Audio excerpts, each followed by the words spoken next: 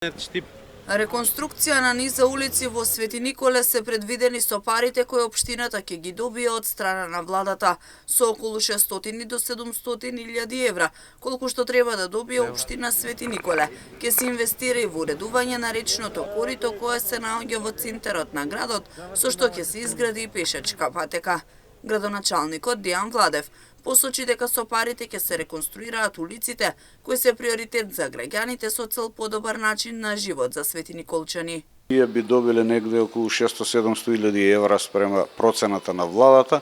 така што во најголем дел од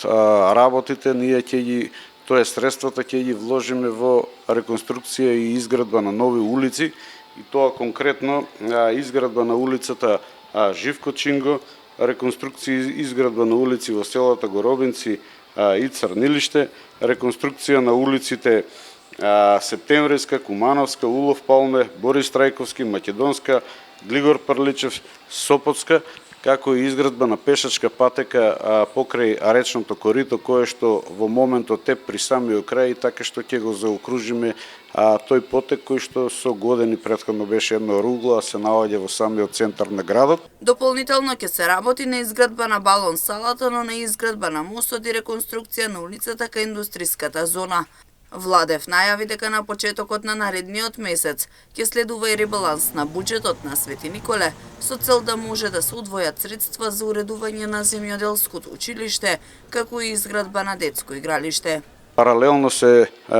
почнавме реконструкцијата на улицата Васка Циклева, паралелно се работи на изградба на балон сала во склопот на средното училиште Кочо Рацин во Свети Николе, се гради мостот и улицата кај индустријската зона во Свети Николе, а паралелно најавувам дека некаде на почетокот на септември планираме и ние да направиме ребаланс на буџетот на општина Свети Николе, каде што ќе уклучиме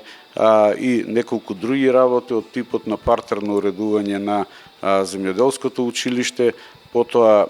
изградба на детско игралиште, поставување на ограда покрај основното училиште Кирил и Методи, како и дотерување, односно